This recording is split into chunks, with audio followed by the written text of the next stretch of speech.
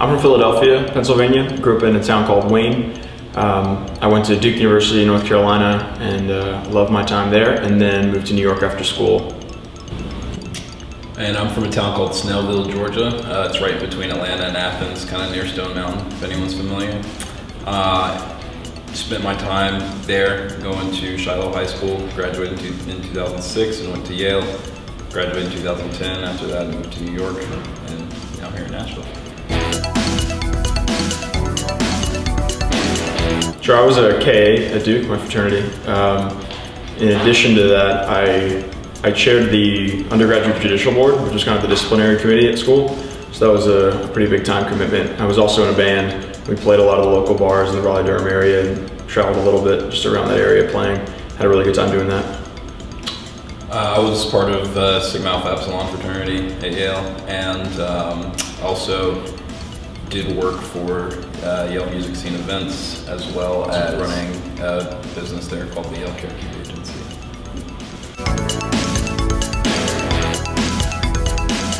So I never conceptualized starting Jamplify as a decision where I was saying I wanted to be an entrepreneur. It was more that I really loved the idea of Jamplify and thought it was something I was really passionate about working on, and I would prefer to do that as opposed to whatever I was doing at Goldman or whatever else other jobs were out there. So it wasn't a conscious decision to become an entrepreneur, it was a conscious decision to pursue my passion. Yeah, I would say the same thing as Andy. For me, it was that I knew that I wanted to work at a smaller place where I could really direct sort of the vision and work on what I wanted to work on, and I think that's what you get to do as an entrepreneur, is work on exactly what it is you want to work on and solve whatever problem it is you want to solve, and so Jamplify was the perfect opportunity to do that. Felt great. I remember that first day after, it felt really good, especially because we could just dive in full time to what we had been working on the side for so long. So we could just focus all of our time and energy on the thing that we really wanted to be focusing our energy on. It was awesome. I mean, about 6 months into working at Goldman Sachs, my roommate actually bought me a countdown clock. They counted down to literally like 2 weeks after we got our second bonuses, and then and it actually ended up coinciding perfectly with the day that I ended up leaving Goldman. So I mean, it was an awesome feeling, and I was happy to get out of there and start working on something I wanted to work on. I love Nashville. It's been a great town, especially for the music scene. I'm really into music, but also for our business, it's great. And just in terms of finances, it's really, you can't beat it. I mean, the fact that we're able to live in a great apartment for a third of what we were paying in New York, our runway is just 3 times as long. So it's a huge impact on our life as entrepreneurs. I feel the exact same way. In addition to that, I would say that what's great about Nashville is the openness of the community here. The fact that everyone, the mentors, everyone in the Jumpstart program, really anyone you meet is willing to open their Rolodexes to you, really, introduce you to the people that are going to be helpful to your business, as well as take the meetings with you in the first place. I can just cold email or cold call, any sort of manager, and most of them will be willing to take a first meeting to hear what we're doing. So that's been really awesome here in Nashville.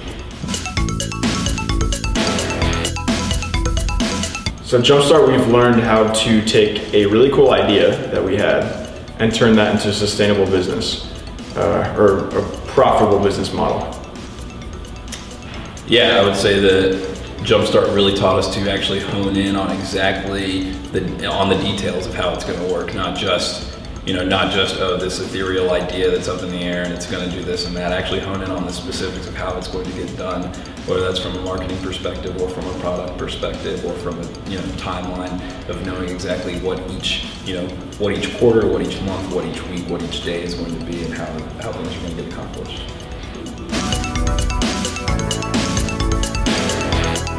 I would say take the leap, but do everything you can to mitigate the risk ahead of time. So if you think you have a really good idea, you think you have something that can turn into a business, and you want to work on it, do so for as long as you can while employed by whatever job you're doing, and do whatever you can to validate that it is a good idea and that somebody needs whatever you want to build. We did that for a year and validated that it is something that people need and that musicians need and content creators online need. And once we did that, we left our jobs. So do everything you can to validate that that's the right decision for you to make beforehand. One piece of advice that someone gave to me when, probably the first November that I was working at Goldman was that the most important thing psychologically he had to get over was caring what other people at Goldman thought about him for taking the leap and going to do something else. And I would say that's the most important thing. If you're in a 9-to-5 job where everyone, or if you're in a corporate job where everyone there has sort of ascended the ranks and they're telling you you're making a big mistake by doing this, they have nothing to base that on. They've never done anything else other than work that corporate job. So really, those people, those opinions aren't the ones that you should be looking at. So I would say that psychologically get over the fact that, oh, these people are gonna think less of me or they're gonna think I'm making a big mistake if I take the leap and do something entrepreneurial, because those opinions don't matter.